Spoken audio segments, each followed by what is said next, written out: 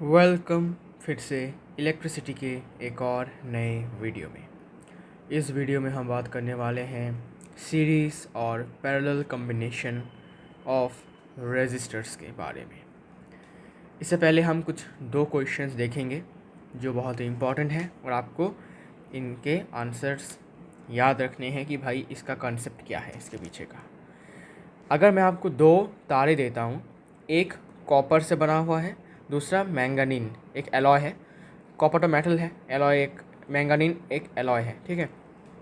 अब दोनों का लेंथ बराबर है और रेजिस्टेंस भी बराबर है, ठीक है। अब किस वायर का थिकनेस ज़्यादा होगा? थिकनेस ज़्यादा मतलब क्या? एरिया ऑफ क्रॉस सेक्शन ज़्यादा। कितना ऐसा मोटा होगा? मोटा मतलब क्या? एरिया ऑफ क्रॉस सेक्शन ज़्यादा। और पतला मतलब क्या? एरिया ऑफ क्रॉस सेक्शन छोटा, ठीक है। तो इसका आंसर क्या होगा? इसका आंसर होगा मैंगनीन। Now why? इसका आंसर होगा मैंगनीन। अब सवाल आता है कि क्यों। तो देखो, हमें पता है, वी नो दैट रेजिस्टेंस का फॉर्मूला है रेजिस्टिविटी इनटू एल बाई ए, है ना। अगर हम यहाँ से ए का वैल्यू निकालें, ठीक है, तो ए का वैल्यू निकालने के लिए क्या करेंगे? सिंपली ए को इस तरफ क्रॉस मल्टीप्लिकेशन से भेजेंगे और आर को फिर से क्रॉस मल्टीप्लिकेशन से नीचे भेज देंगे। तो यहाँ से implies area of cross section equals to resistivity into length by resistance, ठीक है। अब क्वेश्चन में गिवन है कि लेंथ बराबर है और रेजिस्टेंस भी बराबर है दोनों का। तो लेंथ और रेजिस्टेंस दोनों का क्या है? बराबर है। मतलब इस पॉइंट ऑफ व्यू से देखा जाए तो लेंथ और रेजिस्टेंस दोनों यहाँ पर कांस्टेंट की तरह वर्क करेंगे। क्यों? बिकॉज दोनों का ही लेंथ बराबर है और रेजिस्टेंस बराबर है, तो दोनों ही सेम है। सेम मतलब कांस्टेंट, ठीक है। तो सिंस एल एंड मतलब length and resistance of both the wires are the same, hence L and R are constant here, ठीक है। क्योंकि क्वेश्चन में गिवन दे रखा है कि दोनों का लेंथ भी बराबर है और दोनों का रेजिस्टेंस भी बराबर है, तो इसका मतलब क्या? दोनों यहाँ पर कांस्टेंट है। तो अभी ये दोनों हैं कांस्टेंट, ठीक है। तो हमें पता है कि हमने देखा था कि ओम्स लॉ एग्जांपल मान लेते हैं कि V प्रोपोर्शनल टू I। इस प्रोपोर्शनलिटी साइन को हटाने के लिए हमने एक कांस्टेंट का यूज़ किया था जिसका नाम है रेजिस्टेंस।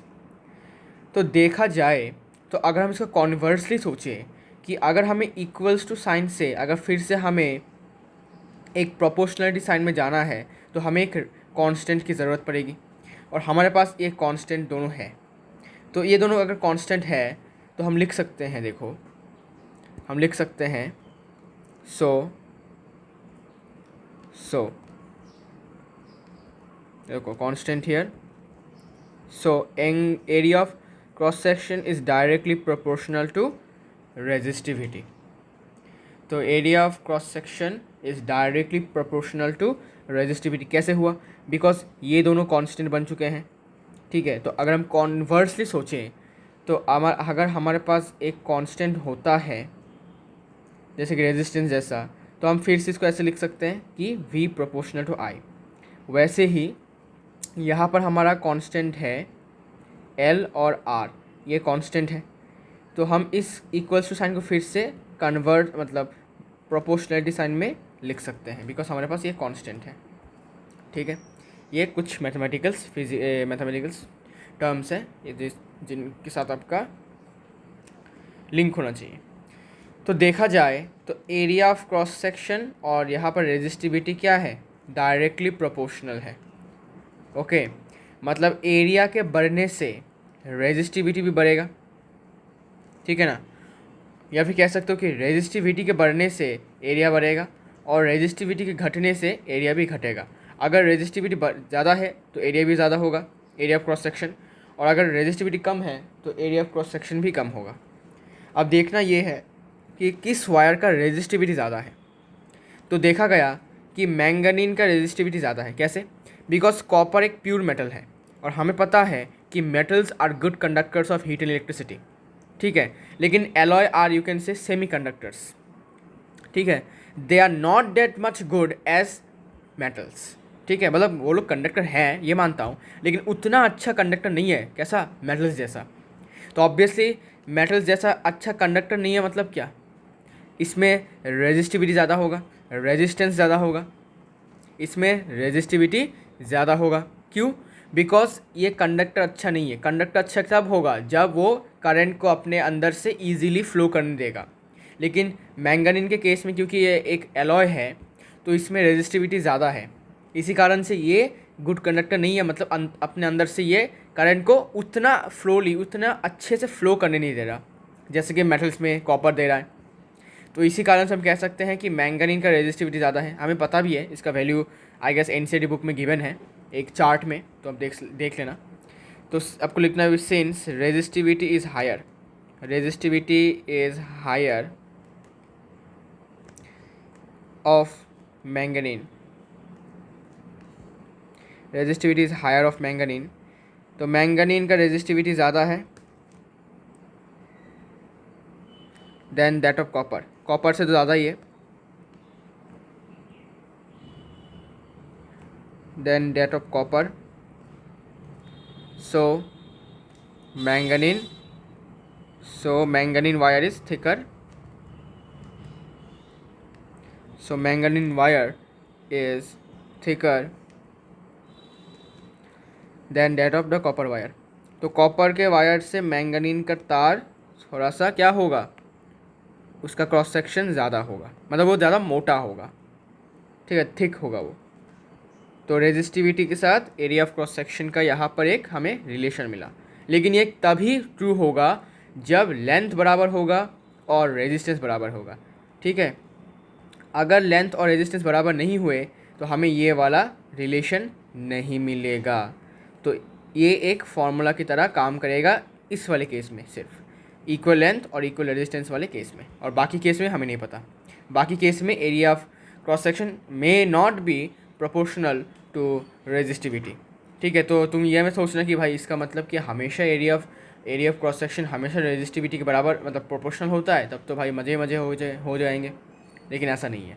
ये तभी ट्रू होगा जब तुम्हारे तार का लेंथ, दोनों तारों का लेंथ बराबर होगा और दोनों तारों का रेजिस्टेंस बराबर होगा, ठीक है। तभी जाकर हम ये कह सकते हैं, ठीक है। तो मैंगनीन का तार होगा मोटा बिकॉज उसका रेजिस्टिविटी ज़्यादा है। इस केस की बात कर रहा हूँ मैं, ठीक है। अच्छा, तो ये वाला क्वेश्चन हो चुका है डिस्कस्ड। अब देखो, will current flow more easily through thick wire और a thin wire of the same material when connected to the same source and why. ये एनसीईआरटी क्वेश्चन है। अगर हम दो तारों को लेते हैं जिनका जो सेम मटेरियल से बने हैं, सेम मटेरियल से मतलब क्या, सपोज कॉपर से दोनों बने हैं, ठीक है, दोनों ही कॉपर से बने हैं, बस एक पतला है एक मोटा है। सपोज एक आयरन से बना है दोनों ही, सपोज दोनों ही सिल्वर से बने हैं, या फिर दोनों ही एल्यूमिनियम से बने हैं, ठीक है, या फिर दोनों ही गोल्ड से बने हैं। लेकिन एक डिफरेंस क्या है, एक बहुत ही ज़्यादा मोटा है और एक बहुत ही ज़्यादा पतला है, थिन है। तो किसके अंदर से ज़्यादा करंट फ्लो करेगा ईजिली? तो आंसर होगा थिक वायर से। कैसे? बिकॉज थिक वायर में रेजिस्टेंस कम होगा, because we know that resistance is inversely proportional to area of cross section. अगर एरिया ऑफ क्रॉस सेक्शन ज़्यादा हुआ तो रेजिस्टेंस कम होगा, मतलब रुकावट कम होगा। रुकावट, रास्ते में रुकावट कम है मतलब क्या, गुंडे लुटेरे कम है, मतलब तुम आराम से जा सकते हो, ईजिली जा सकते हो अपने घर। लेकिन जब एरिया ऑफ क्रॉस सेक्शन कम हो जाएगा, जैसे कि थिन वायर के केस में, तो रेजिस्टेंस ज़्यादा हो जाएगा, ठीक है, रेजिस्टेंस ज़्यादा हो जाएगा। तो गुंडे लुटेरे उनको ज़्यादा अटैक करेंगे, तुम्हें तुम्हारे घर जाने नहीं देंगे, तो तुम्हें ज़्यादा रुकावट फेस करना पड़ेगा। तो कौन सा अच्छा होगा, रुकावट कम फेस करना अच्छा होगा या फिर रुकावट ज़्यादा फेस करना अच्छा होगा? ऑब्वियसली रुकावट कम फेस करना ईजी होगा, अच्छा होगा। तो रुकावट कम किस पे फेस करोगे? थिक वायर पर। बिकॉज थिक वायर में क्या होता है, एरिया ऑफ क्रॉस सेक्शन ज़्यादा होता है। तो एरिया ऑफ क्रॉस सेक्शन ज़्यादा होने के कारण रेजिस्टेंस कम होता है और करंट इजीली फ्लो करता है। ओके, सो देख सकते हो यहाँ पर क्या लिखा है, the current will flow more easily through a thick wire than a thin wire. This is due to the fact that the resistance of a wire is inversely proportional to the area of cross section of the wire.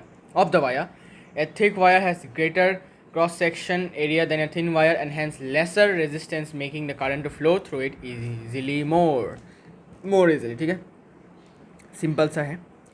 इसके बाद हम main topic पर आते हैं जो कि series combination of resistors. अभी resistor क्या था भाई? डिवाइस का नाम था. और ये डिवाइस क्या करता है? ये डिवाइस रेजिस्टेंस प्रोवाइड करता है, ऑफर करता है करंट के फ्लो, मतलब करंट के फ्लो करने के रास्ते में ये रुकावट पैदा करता है. ठीक है, ये डिवाइस है. अब ये जो डिवाइसेस हैं, जब हम इनको ऐसे कनेक्ट करते हैं सीरीज़ में मतलब क्या? One after another. ठीक है, एक के बाद एक जब हम इसको कनेक्ट करते हैं रेजिस्टर्स को, तो जो कनेक्शन बनता है, जो कॉम्बिनेशन बनता है, उसको हम कहते हैं सीरीज़ कॉम्बिनेशन. और सीरीज़ कॉम्बिनेशन में ऐसा होता है कि करंट सेम रहता है लेकिन वोल्टेज चेंज हो जाता है. ओके, सो डेफिनेशन देख सकते हो. टू और मोर रेजिस्टर, अच्छा इसमें रेजिस्टर्स होगा, ठीक है, रेजिस्टर्स होगा. When two or more resistors are said to be connected in series, if हम कब कहेंगे कि दो या फिर दो से ज़्यादा रेजिस्टर्स को हमने सीरीज़ में कनेक्ट किया है? कब कहेंगे ऐसा? जब हम इनको एक के बाद एक कनेक्ट करेंगे. If they are connected one after another such that the same current flows through all the resistor when some potential difference is applied across the combination. तो इसको हम ऐसे एक के बाद ऐसा कनेक्ट करेंगे. अब देखो, ये तो हो गया सीरीज कॉम्बिनेशन का definition. Okay, now what is equivalent resistance of the series combination of resistors. Equivalent का मतलब क्या है? इक्विवेलेंट का मतलब जो इक्वल नहीं है, मतलब हूबहू नहीं है. जैसे कि मैं बोलता हूँ कि सपोज़ 1 + 1 = 2. मैं यहाँ पर इक्विवेलेंट नहीं लिख सकता कि 1 + 1 इज़ इक्विवेलेंट टू 2, नहीं लिख सकता. मुझे इक्वल ही लिखना पड़ेगा. क्यों? बिकॉज ये भी एक नंबर है और ये भी एक नंबर है. दोनों का क्या है? दोनों का फंक्शन एक नंबर है. ठीक है, हम इक्विवेलेंट कब लिखते हैं? जब दोनों का फंक्शन अलग अलग हो, मतलब दोनों डिफरेंट टाइप्स ऑफ ऑब्जेक्ट्स हो, डिफरेंट टाइप्स ऑफ चीज़ें हों. जैसे कि मैं बोलता हूँ कि मेरे पास 10 पेन है जो कि 10 दोस्तों के बराबर है. इक्विवेलेंट है, दोस्तों के इक्विवेलेंट है. यहाँ पर 10 pens is equivalent to 10 friends, मतलब मेरे जितने दोस्त हैं उतने ही मेरे पास पेन्स हैं. ठीक है ना. लेकिन यहाँ पर मैं इक्वल टू साइन नहीं दे सकता, मैं यहाँ पर इक्विवेलेंट साइन मुझे देना पड़ेगा. बिकॉज यहाँ पर मैं बात कर रहा हूँ पेन्स की, यहाँ पर मैं बात कर रहा हूँ इंसानों की. दोनों डिफरेंट फंक्शंस के हैं, इसलिए यहाँ पर इक्विवेलेंट यूज़ होता है. ठीक है, इक्विवेलेंट वर्ड यूज़ होता है. इक्विवेलेंट का मतलब कि यहाँ पर ये इनका अमाउंट जो है, वैल्यू जो है वो सेम है, लेकिन जो चीज़ है वो सेम नहीं भी हो सकता है. जैसे कि नंबर तो सेम है, यहाँ पर 10 ही है 10 ही, लेकिन चीज़ें सेम है क्या? नहीं है. तो just like one kind of meaning है. इक्विवेलेंट के बहुत सारी मीनिंग है, तो इसमें से एक मीनिंग है ये. अब भाई इंग्लिश है, इंग्लिश में तो भाई मीनिंग के कोई एंड नहीं है. एक वर्ड के हज़ार मीनिंग होते हैं डिफरेंट सिचुएशंस को बेस करके. अब देखो, हमने क्या किया, हमने 3 रेजिस्टर्स को कंसीडर किया. तो इसको ड्रॉ करने के लिए सबसे पहले आपको यहाँ पर एक रेजिस्टर ड्रॉ करना है. ऐसे गया, फिर ऐसे रेजिस्टर को ऐसे ड्रॉ किया जाता है. You know that.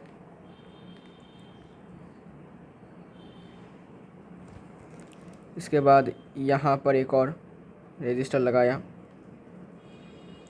फिर यहाँ पर एक और रेजिस्टर लगाया. ठीक है, और फिर यहाँ से मैंने एक बैटरी लगा दिया. यहाँ पर से मैंने एक बैटरी लगा दिया. ये प्लस, ये प्लस, ये माइनस, ये प्लस, ये माइनस,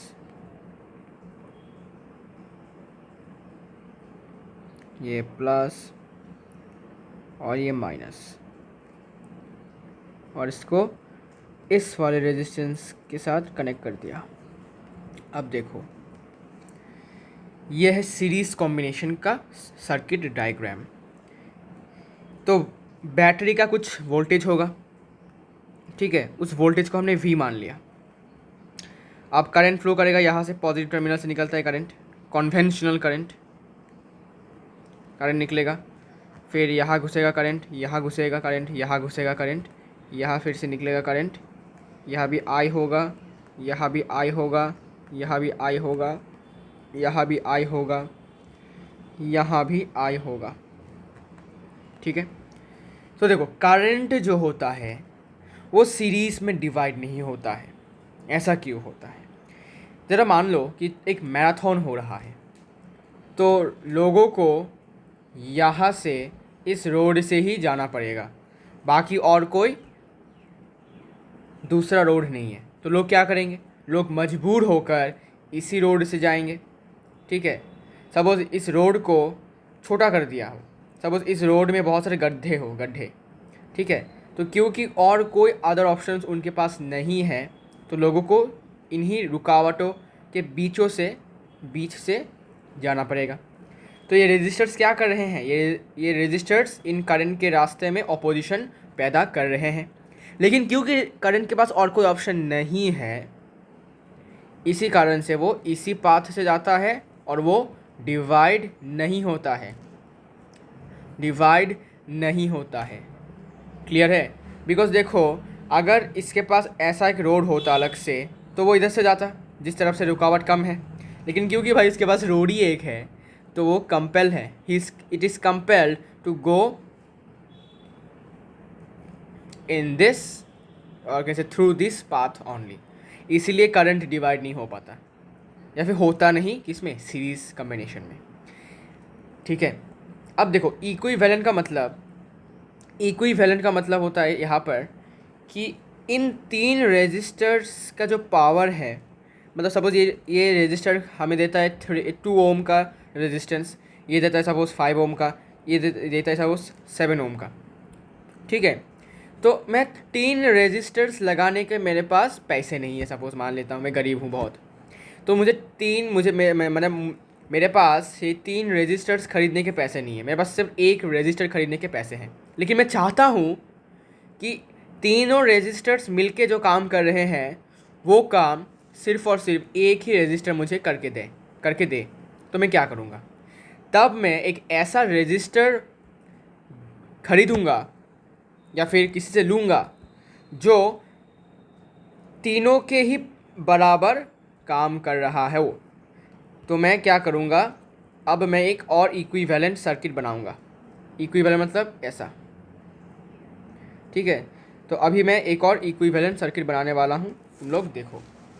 मतलब सीरीज़ का एक इक्विवेलेंट सर्किट, मतलब मैं 3 रेजिस्टर की जगह पर भी एक रेजिस्टर लगा सकता हूँ जो तीनों का ही काम करेगा, तीनों के बराबर का ही काम करेगा। तो एक काम करो, इसको तुम रेजिस्टर 1 मान लो R1, इसको तुम रेजिस्टर 2 मान लो R2, और इसको रेजिस्टर 3 मान लो R3, ठीक है। Resistances, not resistor, resistances, okay. तो देखो यहाँ पर ऑलरेडी लिखा है मैंने, consider 3 resistors of resistances R1, R2 and R3 connected in series across a battery. Let I be the current flowing through each resistor and V be the potential difference across the series. ठीक है। तो हम एक और अभी circuit draw करने वाले हैं, लेकिन यहाँ पर एक नई बात क्या है कि यहाँ पर सिर्फ और सिर्फ एक ही रेजिस्टेंस होगा, ठीक है। लेकिन इस रेजिस्टेंस का जो पावर होगा, मतलब जो ये जो काम करता है, ये तीनों रेजिस्टेंस के बराबर काम करता है, ठीक है। तीनों रेजिस्टेंस के बराबर ये काम करता है, मतलब रुकावट पैदा करता है, ठीक है। तो मेरा भी फ़ायदा है भाई, मेरा फ़ायदा है कि मैं तीनों के जगह पर एक लगाने से मेरा काम हो रहा है, तीनों के जगह पर मैं अगर एक ही रजिस्टर लगा दूँ तो मेरा काम हो जा रहा है। तो ये पॉजिटिव है, ये नेगेटिव। सपोज सेम बैटरी से लगाया मैंने, ठीक है, सेम बैटरी है, तो बैटरी सेम है तो करंट भी सेम फ्लो होगा, ओम्स लॉ। जितना वोल्टेज लगाओगे, जितना वोल्टेज होगा उतना ही करंट होगा, डायरेक्टली प्रोपोर्शनल, ठीक है। तो करंट फ्लो कर रहा है, और इसको मैं मान लेता हूँ रेजिस्टेंस आर एस, इसके रेजिस्टेंस को मैं आर एस मानता हूँ, ठीक है। तो देखो इक्विवेलेंट का मतलब क्या, कि ये जो काम कर रहा है अकेले, ठीक है, ये काम इन तीनों का मिलकर ये काम कर रहा है। मतलब कि आर एस का जो वैल्यू है, सपोज आर एस है, अच्छा चुको, सपोज आर वन है 2 ओम, आर टू है 5 ओम, आर थ्री है 7 ओम, प्लस करो सबको 14 ओम। तो आर एस अकेला 14 ओम रेजिस्टेंस ऑफर कर रहा है इस सर्किट में, जो कि इन तीनों मिलकर कर रहे हैं। तो ज़रा सोचो कि ये बंदा अकेला तीनों के बराबर क्या कर रहा है, रेजिस्टेंस प्रोवाइड कर रहा है। तो इससे शक्तिशाली कौन है, पावरफुल कौन है, ऑब्वियसली दिस वन, ऑब्वियसली ये वाला रेजिस्टर पावरफुल है, ठीक है। अच्छा, तो इक्विवेलेंट में क्या होता है, देखो हम लिखते हैं यहाँ पर, देखो एक और बात, रेजिस्टेंस, अच्छा सॉरी, क्या बोलते हैं, करंट तो डिवाइड नहीं होता, लेकिन वोल्टेज डिवाइड हो जाता है। वोल्टेज क्यों डिवाइड होता है, रीज़न क्या है, ज़रा सोचो। तुमने यहाँ पर एक बल्ब लगाया, तुमने यहाँ पर एक बल्ब लगाया, तुमने यहाँ पर एक बल्ब लगाया, बल्ब के अंदर भी रेजिस्टेंस होता है, तुमने यहाँ पर एक बल्ब लगाया। अब तुम चाहते हो कि तीनों के तीनों बल्ब जले, ठीक है, तुमने तीनों के तीनों बल्ब्स को सीरीज़ में ज्वाइन किया, और तुम चाहते हो कि तीनों के तीन बल्ब जले। तो ज़रा सोचो ये वोल्टेज क्या करेगा, ये बैटरी क्या करेगा। ये बैटरी सोचेगा कि भाई क्योंकि मुझे तीनों के तीनों बल्ब्स को जलाना है, तो मैं अपना थोड़ा सा वोल्टेज इधर दूंगा, थोड़ा सा वोल्टेज इधर दूंगा, थोड़ा सा वोल्टेज इधर दूंगा। सपोज मैं 100 वोल्ट का कुछ हूँ, ठीक है, सपोज मैं 100 वोल्ट का हूँ, ऐसा 100 वोल्ट का नहीं, सपोज 150 वोल्ट का हूँ, तो मैं अपना 30 वोल्ट इधर दूंगा, इसको इस बल्ब को दूंगा, 30 वोल्ट इस बल्ब को दूंगा, सॉरी 50 वोल्ट इसको दूंगा, 50 बल्ब इसको दूंगा, सॉरी 50 वोल्ट इसको दूंगा, 50 वोल्ट इसको दूंगा। तो वोल्टेज के बाद ऑप्शन ही ऐसा होता है कि वो सबको इक्वल उसको देना ही पड़ता है। ज़रा सोचो, अगर वोल्टेज सिर्फ और सिर्फ इस बल्ब के ऊपर अपना 150 वोल्ट दे दे, तो क्या बाकी के बाकी के बल्ब जलेंगे, क्या नहीं जलेंगे, बिकॉज उन बाकी में वोल्टेज नहीं जा रहा होगा, और वोल्टेज नहीं जाएगा तो करंट फ्लो नहीं करेगा उसमें, और करंट फ्लो नहीं करेगा तो जलेगा नहीं, है ना। तो इसीलिए वोल्टेज के पास और कोई चारा नहीं होता, वो खुद को डिवाइड करता है, वो अपना कुछ पार्ट इसको देता है, कुछ पार्ट इसको देता है, और कुछ पार्ट इसको देता है, जिससे कि सारे के सारे रेजिस्टर से करंट फ्लो कर पाए, ठीक है। तो इसी कारण से वोल्टेज डिवाइड होता है। तो इस पॉइंट के अक्रॉस, सपोज इस पॉइंट और इस पॉइंट के अक्रॉस एक वोल्टेज है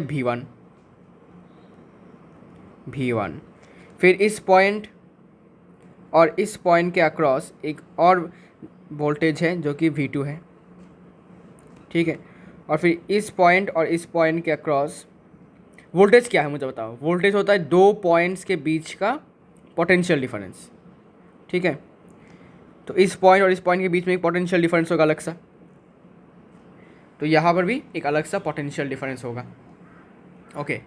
अब देखो क्या होता है, अब मुझे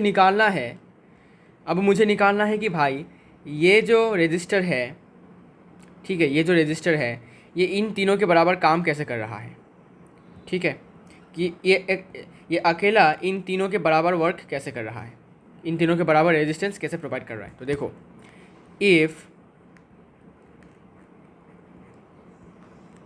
V1, V2, V3 be the potential difference or voltage,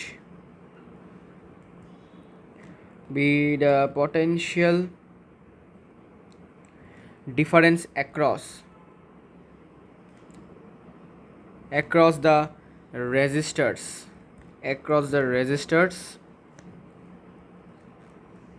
R1, R2 and R3।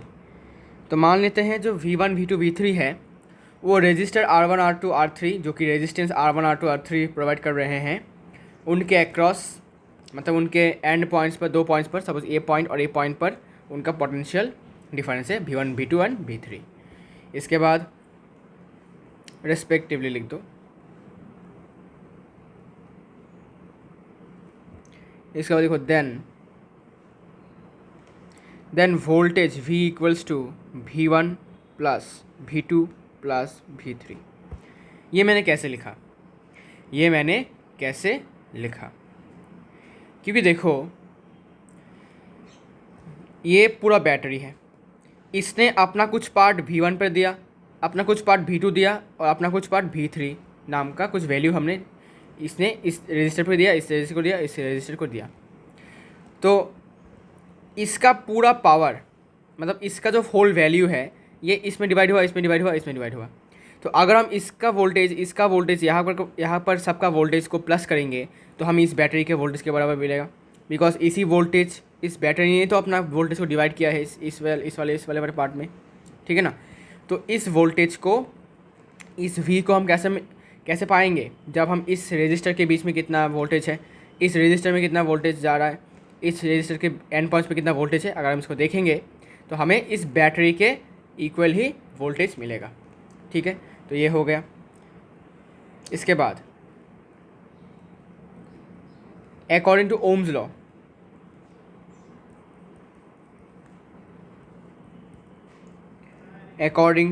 अब हम ओम्स लॉ का यूज़ करेंगे।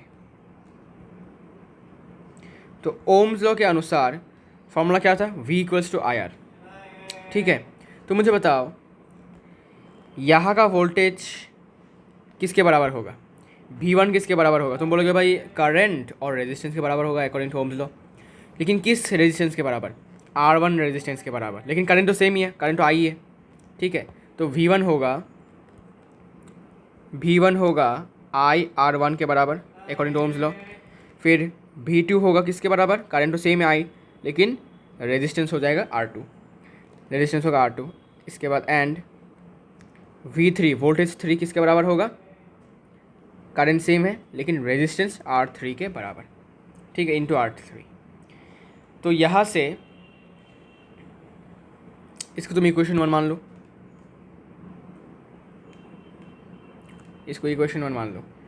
तो from equation 1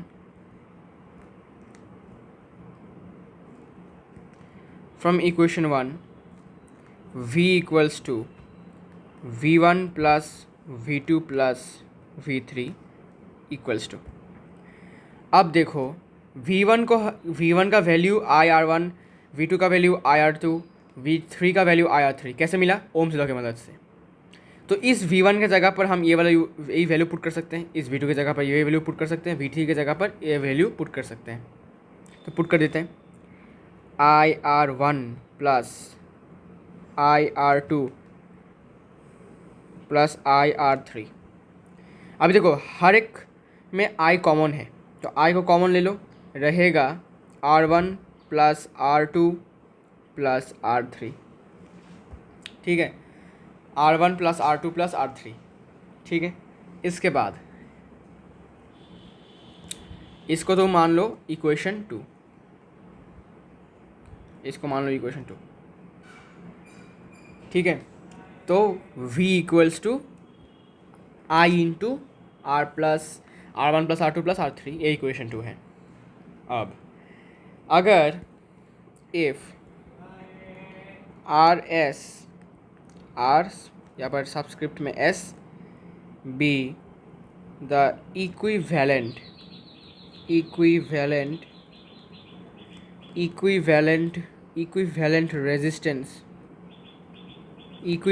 resistance of the series combination. तो अगर हम RS को इस सीरीज कॉम्बिनेशन का इक्विवेलेंट रेजिस्टेंस मानते हैं, देन देखो इक्विवेलेंट रेजिस्टेंस मतलब क्या? कि इस सीरीज कॉम्बिनेशन में जितने भी रजिस्टर हैं, उनके जो रेजिस्टेंस हैं उनको मिलाकर अगर RS का वैल्यू होता है, मतलब कि RS का जो वैल्यू है, जो RS जितना रेजिस्टेंस प्रोवाइड कर रहा है उतना रेजिस्टेंस अगर इन तीनों रेजिस्टर्स मिलकर प्रोवाइड कर रहे हैं, ठीक है। तो हमने मान लिया कि अगर आर एस इक्विवेलेंट है और resistance of the series combination, मतलब कि आर एस का जो रेजिस्टेंस है, आर एस रेजिस्टर का जो रेजिस्टेंस है, वो अगर इन सीरीज कॉम्बिनेशन में लगे हुए रेजिस्टर्स के जितने भी रेजिस्टेंस है उन सब का सम है, उन सबको मिलाकर जितने रेजिस्टेंस है उसके बराबर है, तो अब लिखो देन यहाँ भी देखो वोल्टेज V है, करंट सेम है, तो यहाँ भी हम ओम्स लगाएंगे। यहाँ पर ओम्स लगाओ, ओम्स लगाने के बाद V इक्वल्स टू I, लेकिन करंट तो सेम है I, लेकिन रेजिस्टेंस क्या है RS, रेजिस्टेंस को हमने इसको RS माना, ठीक है। तो अब गौर से देखो, इसको इक्वेशन 3 मानो, इसको इक्वेशन 3 मानो। अब हम इक्वेशन 2 और इक्वेशन 3 को कंपेयर करने वाले हैं।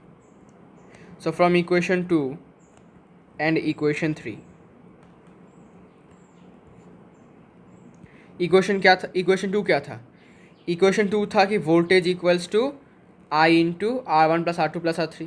फिर से यहाँ पर voltage, same voltage equals to IRS, तो यहाँ पर दोनों ही वोल्टेज का वैल्यू सेम होगा, तो IRS equals to I into R1 plus R2 plus R3, ठीक है।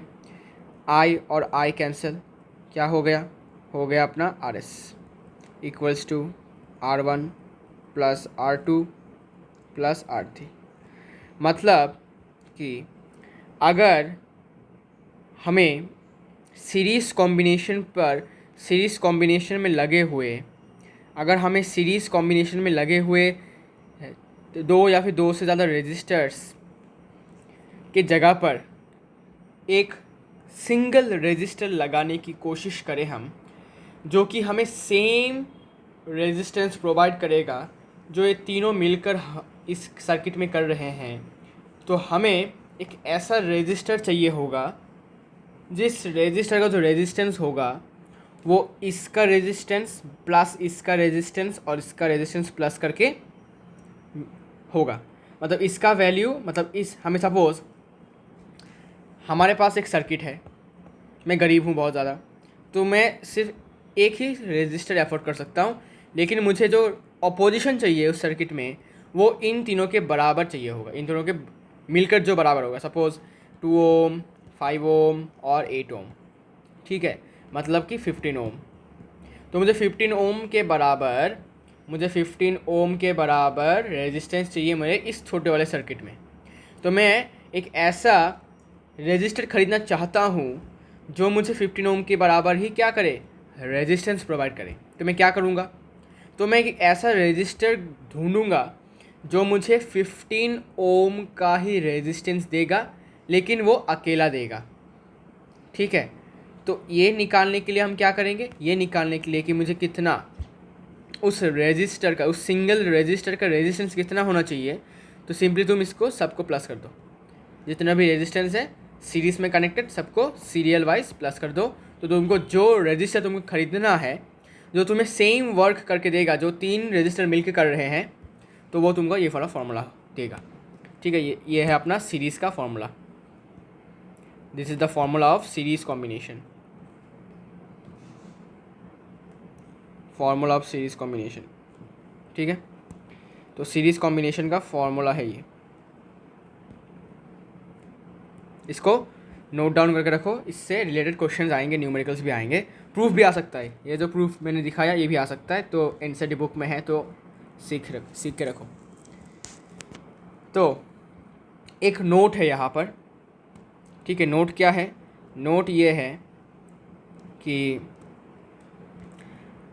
तुमने तो देखा भाई यहाँ पर सिर्फ और सिर्फ 3 रेजिस्टर्स का ये फार्मूला है। अगर 3 से ज़्यादा हुए तो तुम इसको एक्सटेंड कर सकते हो। सपोज 2 है, अगर रेजिस्टर 2 है तो सिर्फ ये 2 होगा, अगर 3 है ऐसा, अगर 4 हुआ तो R+R4 लिख देना, 5 हुआ तो R5, 6 हुआ तो ऐसा। तो इसलिए मैंने लिखा कि if there are n resistors connected in series, अगर n नंबर ऑफ रेजिस्टर्स हैं, n मतलब कुछ भी, n का वैल्यू कुछ भी हो सकता है, 1, 2, 100, 1000, 150, ठीक है। अगर इन सबको हमने सीरीज़ में कनेक्ट कर लिया है कनेक्ट कर दिया है, तो उन सब का जो सीरीज़ वाला जो रेजिस्टेंस होगा, ठीक है, वो कितना होगा, R1 plus R2 plus R3 plus dot dot dot up to R9, ठीक है, जितना तक मर्जी आप देख सकते हो, जितना n का वैल्यू होगा उतना ही रेजिस्टेंस आपको प्लस करने पड़ेंगे। तो यहाँ पर क्या है कि यहाँ पर एक और इम्पॉर्टेंट बात मैं आपको अभी बोलता हूँ सीरीज़ के बारे में, ये कोई नहीं बोलेगा आपको, मैं बोल देता हूँ। अच्छा देखो, ये इससे पहले एक ये ख़त्म कर देता हूँ। The potential difference across different register is different. आपको पता है वोल्टेज सेम नहीं होता, वोल्टेज डिवाइड होता है सीरीज़ में। और current flowing through each conductor is the same. तो हर एक कंडक्टर या फिर रजिस्टर से जो करंट फ्लो कर रहा है वो सेम होता है, बिकॉज उसको और जाने के लिए कोई रास्ता नहीं होता उसके पास अलग से, तो वो उसी रास्ते से जाता है, तो करंट डिवाइड नहीं होता। लेकिन वोल्टेज डिवाइड होता है, बिकॉज अगर वो सारा का सारा वोल्टेज अगर उसी के ऊपर दे देगा, एक ही बल्ब के ऊपर देगा, तो बाकी के बल्ब नहीं जलेंगे, तो वो इसीलिए डिवाइड होकर अपना पावर कुछ इसको देता है, कुछ इसको देता है और कुछ इसको देता है, ठीक है। Now the question is what was the information about the series combination that I was going to tell you. The information is कि series combination में जो अपना equivalent resistance होता है, वो जितने भी resistance है, वो जितने भी बाकी के resistance हैं, उन सब का जो value है उन सब से बड़ा होता है, ठीक है। मतलब कि ये रुको इसको थोड़ा अच्छे से मुझे लिखना पड़ेगा। तो इसको तुम लोग 4th पॉइंट के हिसाब से लिख सकते हो, एज ए 4th पॉइंट। यहाँ पर ये इम्पॉर्टेंट पॉइंट है, ठीक है, ये इम्पॉर्टेंट पॉइंट है। In series combination of resistors, in series combination of resistors,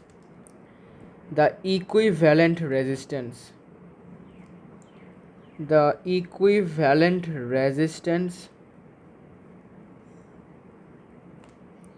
is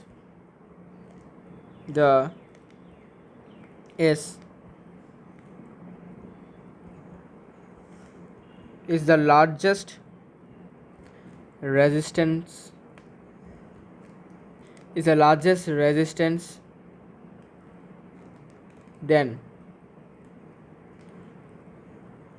the resistances connected in series। मतलब जो अपना RS है, ये जो RS है, इसका वैल्यू जितना होगा वो इनके सीरीज़ में जो कनेक्टेड रेजिस्टेंसेस हैं इनसे हमेशा बड़ा होगा। कैसे होगा, ज़रा सोचो, ज़रा देखो। सपोज़ RS का वैल्यू, अच्छा सपोज़ यहाँ पर मैंने एक रेजिस्टेंस लगाया, यहाँ पर एक लगाया, यहाँ पर एक लगाया, ठीक है। सपोज़ इसका है 1 ओम, इसका है 2 ओम, इसका है 3 ओम, तो इस सीरीज़ में है, तो इक्विवेलेंट रेजिस्टेंस क्या होगा, सीरीज़ का फॉर्मूला है R1 plus R2 plus R3, तो 1 प्लस 2 प्लस 3 कितना हो गया, 6 ओम। तो RS का वैल्यू है 6 ओम। तो ज़रा देखो, इक्विवेलेंट रेजिस्टेंस का जो वैल्यू 6 ओम है, ये इस रेजिस्टेंस से ज़्यादा है, इस रेजिस्टेंस से ज़्यादा है और इस रेजिस्टेंस से भी ज़्यादा है, ठीक है ना। देखो, इसका वैल्यू 1 ओम है, इसका वैल्यू 6 ओम है, ये इससे बड़ा है। इसका वैल्यू 2 ओम है, इसका वैल्यू 6 ओम है, ये भी इससे बड़ा है। फिर इससे भी ये बड़ा है, इसका 3 ओम ये है और 6 ओम है, तो ये फिर से सबसे बड़ा है। तो सीरीज़ में याद रखना, आपका जो रिज़ल्ट आएगा वो हमेशा जितने भी रेजिस्टेंसेस लगे हुए हैं सीरीज़ में उनके वैल्यूज़ से ज़्यादा आएगा। तो ये एक टिप्स एंड ट्रिक्स है आपके न्यूमेरिकल सॉल्व करने के वक्त, कि अगर आपका न्यूमेरिकल सही है या गलत है, आप कैसे डिसाइड करोगे, है ना। तो आपको देखना है कि सीरीज़ में आपका जो इक्विवेलेंट रेजिस्टेंस आया है उसका वैल्यू सीरीज़ में लगे हुए जितने भी रेजिस्टेंसेस हैं उनके वैल्यू से हमेशा बड़ा आएगा, सबसे ज़्यादा आएगा, ठीक है, तो in series combination of resistors the equivalent resistance is the largest resistance then the is largest, अच्छा रुको, इसको लार्जेस्ट लिख सकते हो, is larger than the resistances connected in series, is larger than the resistances connected in series. ये अच्छा होगा, ठीक है, ऐसे लिखने से अच्छा होगा, नहीं तो वो वाला थोड़ा सा ऑकवर्ड सेंटेंस लग रहा था। तो देख याद रखना कि सीरीज़ में जब भी आप क्वेश्चन न्यूमेरिकल्स लोग जितने भी सॉल्व करोगे तो देखना कि जो तुम्हारा रिजल्ट आया है वो बाकी जितने भी रेजिस्टेंसेस के वैल्यू से उससे ज़्यादा आया है या नहीं। अगर ज़्यादा नहीं आया मतलब आपका कैलकुलेशन रॉन्ग है, अगर ज़्यादा आया तो आपका कैलकुलेशन सही है, ठीक है। इसके बाद ये तो हो गया अपना सीरीज़ वीरीज़ जो भी है, फार्मूला सब कुछ डिराइव हो चुका है। अब पैरेलल में क्या है, देखो parallel combination of resistors. Parallel हम तब कहेंगे जब हम रेजिस्टर्स को पैरेलली कनेक्ट करेंगे, ठीक है, मतलब पोटेंशियल डिफरेंस जो होगा वो सेम होगा और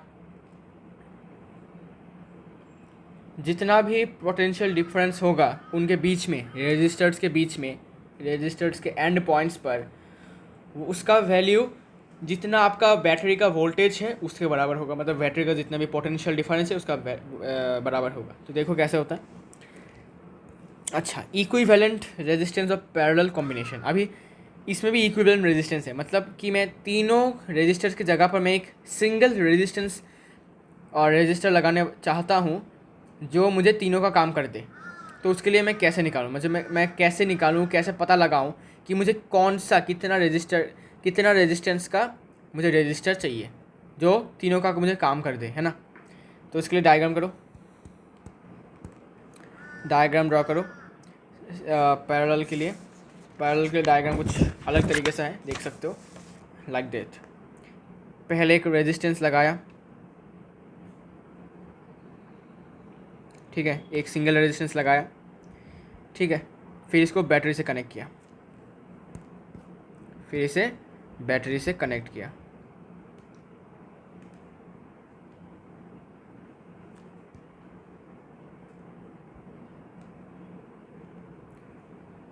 तो इसको बैटरी से कनेक्ट करने के बाद देखो क्या करता हूँ।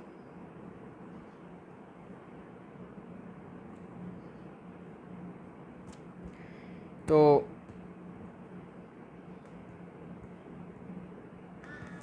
बैटरी से कनेक्ट करने के बाद ये जो एंड पॉइंट्स हैं, मतलब ये जो एंड पॉइंट है, ठीक है, यहाँ का जो पोटेंशियल डिफरेंस और यहाँ का जो पोटेंशियल डिफरेंस है वो बराबर है, ठीक है। कैसे हुआ देखो, मैं इसी एंड पॉइंट से एक और रेजिस्टेंस लगाऊंगा, इसी एंड पॉइंट से एक और रेजिस्टेंस ऐसे लगाऊंगा,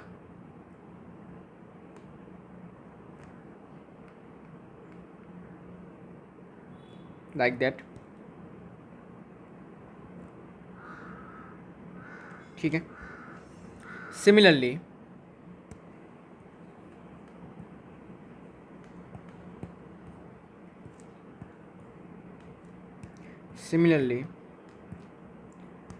इसी एंड पॉइंट से मैं एक और रेजिस्टेंस यहाँ पर लगाऊंगा पैरेलली,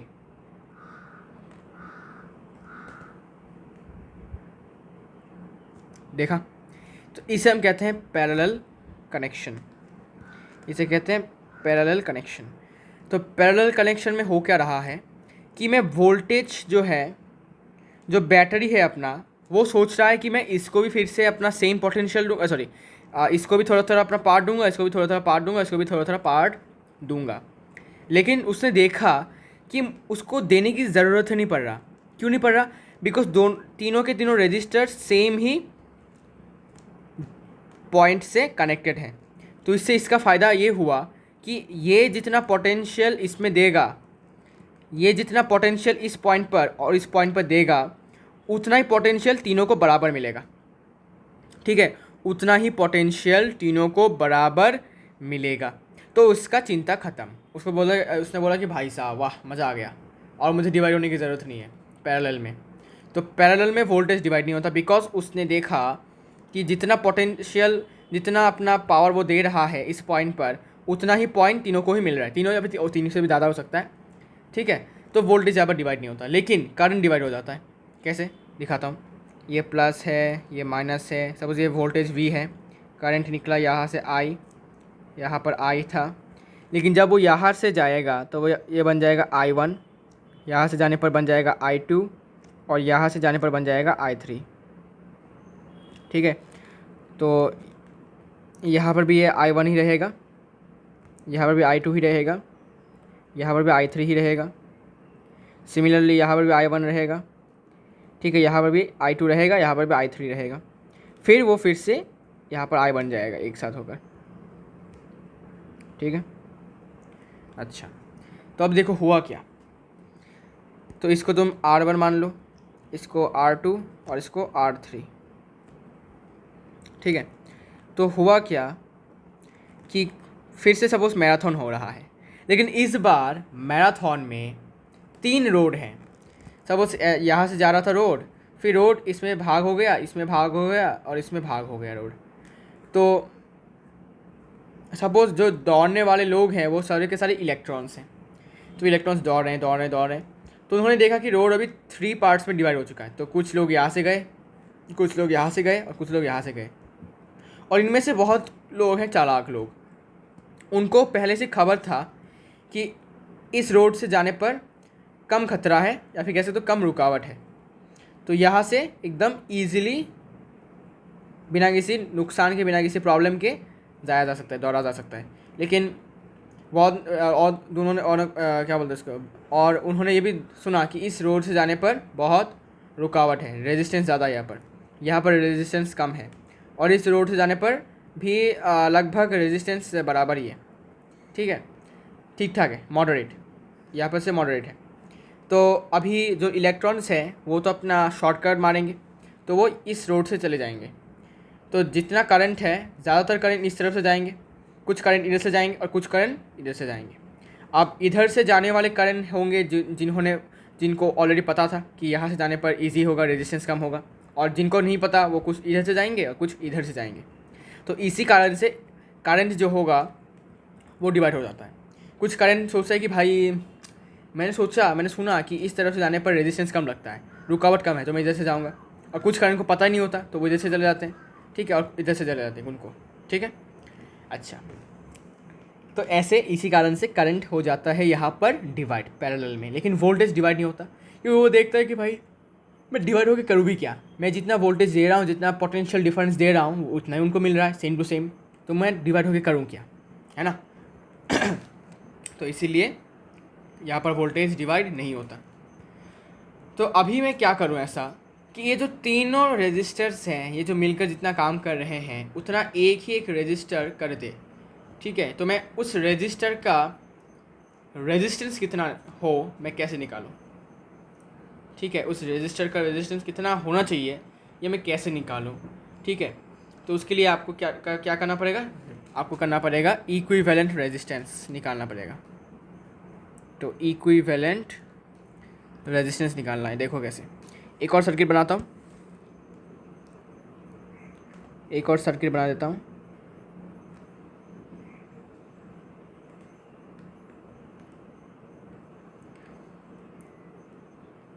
एक और सर्किट बना देता हूँ।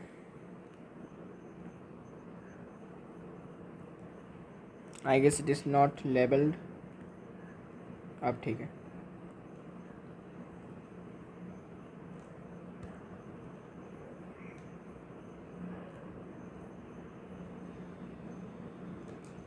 यहाँ पर एक बैटरी लगा दिया, सेम वोल्टेज का बैटरी है,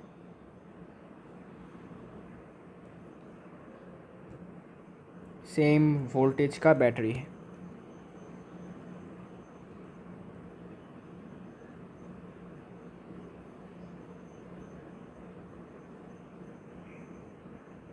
ठीक है, ये भी V है, और करंट यहाँ से फ्लो कर रहा है, यहाँ से फ्लो कर रहा है, ठीक है।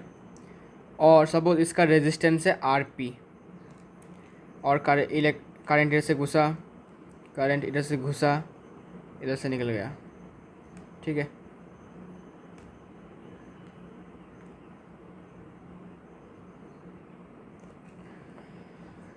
ठीक है। तो इस आर पी का वैल्यू कितना होगा, कितना रेजिस्टेंस का मुझे रेजिस्टर चाहिए जिससे कि मैं पता लगा सकूं कि मुझे इतना रेजिस्टेंस का रेजिस्टर चाहिए जो तीनों का काम कर दे, ठीक है, सिंगल हैंडेडली। तो उसके लिए मेरे पास एक फार्मूला मुझे चाहिए होगा और वो फार्मूला डिराइव करना पड़ेगा, ठीक है। तो डिराइव करने के लिए देखो, consider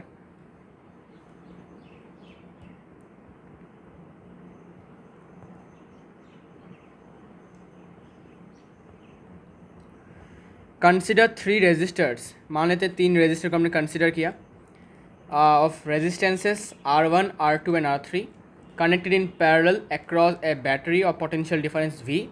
Current I drawn from the battery is divided into 3 parts. तो करंट 3 पार्ट्स में डिवाइड हो चुका है, ठीक है। Now let I1, I2 and I3 I1, I2, I3 flows through the resistors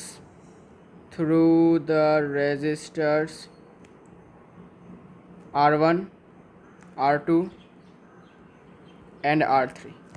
तो मान लेते हैं कि R1, R2 और R3 से I1, I2 और I3 करंट फ्लो कर रहा है, ठीक है। मतलब करंट का कुछ पार्ट, टोटल करंट का कुछ पार्ट फ्लो कर रहा है, कनेक्टेड, ओके, रेस्पेक्टिवली।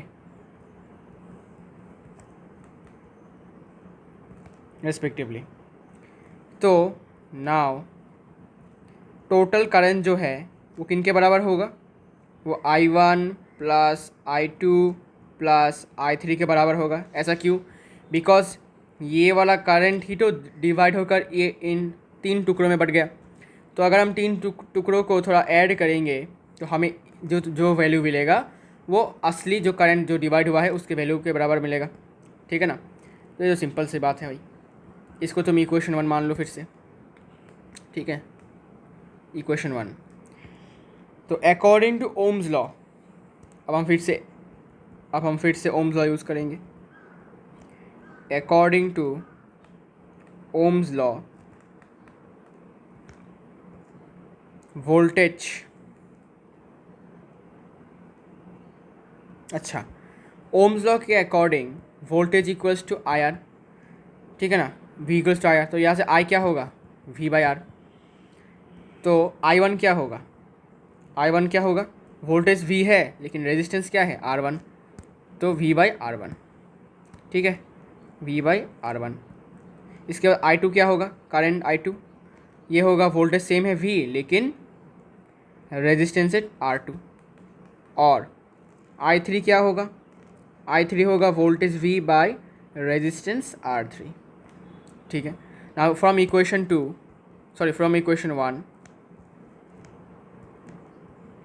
इक्वेशन 1 क्या था भाई, इक्वेशन 1 था I equals to I1 plus I2 plus I3। अब I1, I2 और I3 का वैल्यू हम निकाल चुके हैं ओम्स लॉ की मदद से, इसको हम यहाँ पर पुट करने वाले हैं। तो it will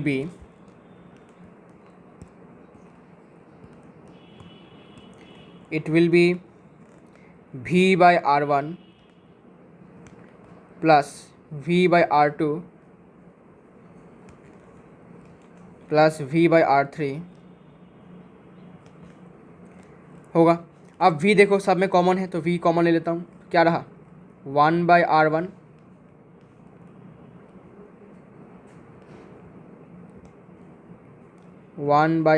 plus 1/R2 plus 1/R3, ठीक है। Now let it be equation 2, ठीक है। तो वैल्यू पुट किया सिर्फ और सिर्फ करके हमने क्या किया, कॉमन लिया। इसके बाद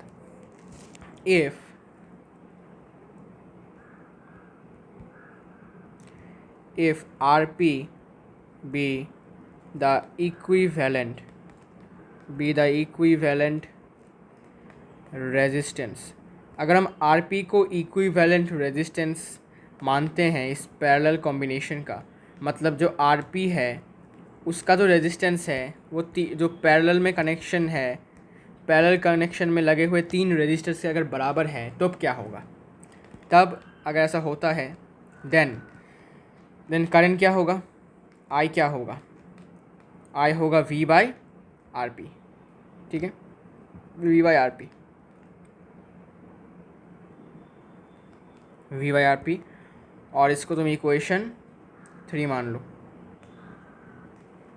ठीक है, तो हमने क्या किया, हमने मान लिया कि भाई चलो अगर ये आर पी जो है, ये आर पी अगर इन तीनों रेजिस्टर्स के बराबर रेजिस्टेंस प्रोवाइड करता है, मतलब इक्विवेलेंट रेजिस्टेंस है, तब इस सर्किट का करंट क्या होगा? इस सर्किट का करंट होगा वोल्टेज वी बाई आर।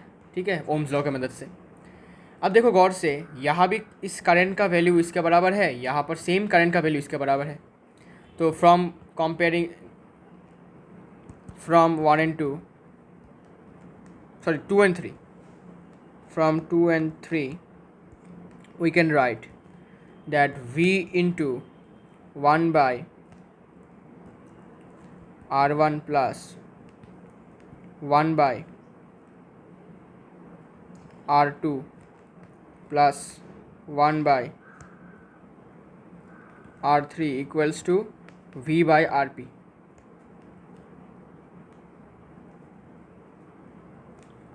ठीक है, V और V कैंसिल, तो क्या रहा?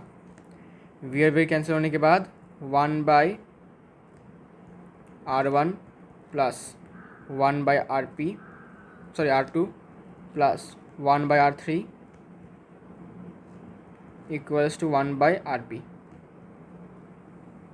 ओके, इसको उल्टा कर दो, साइड चेंज कर दो, simple 1 by RP equals to, ये मैं कॉपी कर देता हूँ, ये लो 1 by RP equals to 1 by R1 plus 1 by R2 plus 1 by R3। और ये है पैरेलल कनेक्शन का इक्विवेलेंट रेजिस्टेंस निकालने का फॉर्मूला। ठीक है, तो ऐसे आपको पैरेलल कनेक्शन का जो इक्विवेलेंट रेजिस्टेंस है उसका वैल्यू आप निकाल सकते हो। ठीक है, तो फॉर्मूला को याद रखना और आराम से इसको देखना। अब नोट ये है कि if n number of resistors or n resistors are connected in parallel,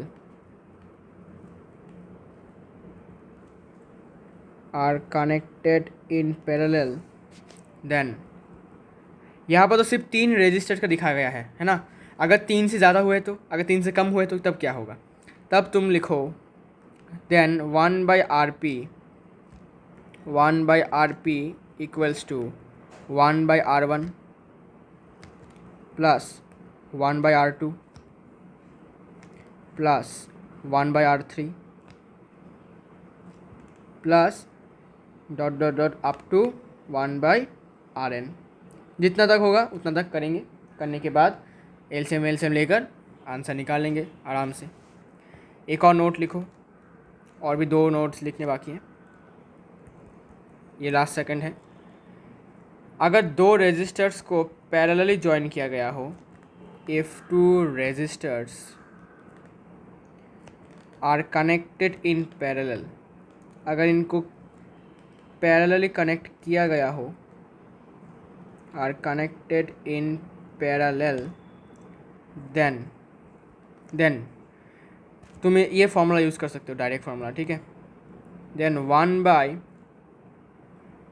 are P equals to, हमें पता है 1 by R1 plus 1 by R2। तो तुम इसके जगह पर ये लिख सकते हो RP equals to R1 into R2 by R1 plus R2। ठीक है, ये वाला फॉर्मूला तुम लगा सकते हो अगर दो रेजिस्टेंस हो, तो दो से ज़्यादा हुआ तो ये एप्लीकेबल नहीं है, ठीक है। सिंपली तो है, देखो 1/RP इक्वल्स टू ये और ये एलसीएम ले लो तो R1 इंटू R2 और R1 कैंसिल तो रहेगा R2 प्लस R2 कैंसिल रहेगा R1, ठीक है। तो RP 1/RP का वैल्यू ये है, तो RP का वैल्यू क्या होगा, उल्टा होगा, तो ये होगा R1 into R2/R1 plus R2, ठीक है। तो दो रेजिस्टेंस के लिए मतलब डायरेक्ट फार्मूला है, ठीक है, डायरेक्ट फार्मूला है, ठीक है। ये ज़रूरत नहीं था फिर भी बता दिया। Now most important one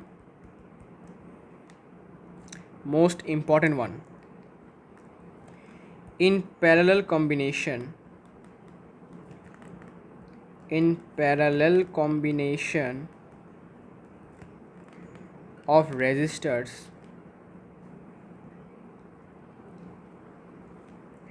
the equivalent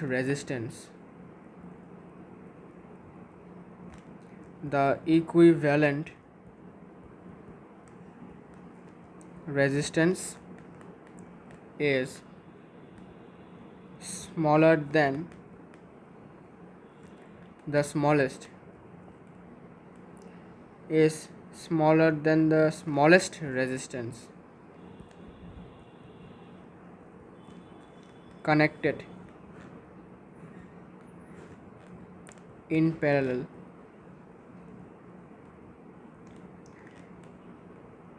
अब सीरीज़ में हमने देखा था कि जो सीरीज़ का जो कॉम्बिनेशन होता है उसमें जो इक्विवेलेंट रेजिस्टेंस हमें मिलता है वो जितने भी सीरीज़ में कनेक्टेड रेजिस्टेंस है उन सब से बड़ा वैल्यू होता है, लेकिन पैरेलल में इसका उल्टा है। पैरेलल में जो रेजिस्टेंस आपको मिलेगा इक्विवेलेंट वाला रेजिस्टेंस, वो पैरेलल में जितने भी कनेक्टेड रेजिस्टर्स हैं उनके रेजिस्टेंस से सबसे छोटा होगा, ठीक है, उसके रेजिस्टेंस से सबसे छोटा वैल्यू होगा। एक प्रूफ दिखा सकता हूँ मैं आपको कि सपोज़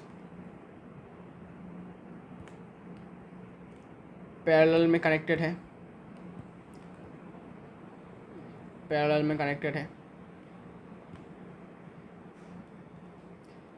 तो पैरेलल में कनेक्टेड रेजिस्टेंसेस हैं, बैटरी से कनेक्टेड है, बैटरी की ज़रूरत नहीं, ठीक है, सपोज़ बैटरी की ज़रूरत नहीं, बैटरी की मैं दिखाता हूँ। सपोज़ ये 1 ओम, अच्छा 1 ओम नहीं, सपोज़ ये 2 ओम, ये 3 ओम और ये 4 ओम, ठीक है। तो इसका इक्विवेलेंट रेजिस्टेंस निकालो पैरेलल का, तो 1/RP equals to 1/2 plus 1/3 plus 1/4, LCM ले लो 2, 3, 4, 12 होगा, 12 होने से ये 6, ये 4, ये 3, 13/12। अब 13/12 को एलसीएम कर डिवाइड करो तो 1 पॉइंट समथिंग, 1.0, ठीक है, 1.0 समथिंग। तो गौर से देखो 1.0 समथिंग अगर कुछ ये जो वैल्यू है इक्विवेलेंट रेजिस्टेंस का, क्या ये 2 से ज़्यादा बड़ा है? नहीं। क्या ये 3 से बड़ा है? Obviously no. क्या ये 4 से बड़ा है? Obviously no. तो देखो पैरेलल में कनेक्टेड सबसे स्मॉलेस्ट रेजिस्टेंस का वैल्यू कितना है? 2, ठीक है ना, ये सबसे छोटा वैल्यू है इसमें, इन तीनों में से सबसे छोटा वैल्यू कौन सा है? ये वाला। इससे भी छोटा वैल्यू है ये जो इक्विवेलेंट रेजिस्टेंस है पैरेलल का, ठीक है। पैरेलल कॉम्बिनेशन का जो इक्विवेलेंट रेजिस्टेंस है वो पैरेलल में कनेक्टेड सबसे छोटा रेजिस्टेंस के वैल्यू से भी छोटा होता है, ठीक है। तो ये भी एक टिप्स एंड ट्रिक्स। अगर आपने पैरेलल क्वेश्चन किया और आपका आंसर अगर रेजिस्टेंस जितने भी कनेक्टेड है रेजिस्टर्स उनका सबसे स्मॉलेस्ट वैल्यू से छोटा नहीं आता है, आपका कैलकुलेशन रॉन्ग है। अगर छोटा आता है तभी ये आपका क्वेश्चन जो है वो करेक्ट हुआ है, कैलकुलेशन जो भी थे, तो आपको ये ध्यान रखना है, ठीक है।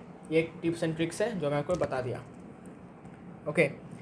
तो न्यूमेरिकल्स के लिए एक सेपरेट वीडियो में बनाऊंगा, इस वीडियो में होगा नहीं, तो मिलते हैं नेक्स्ट वीडियो में, तब तक के लिए गुड बाय।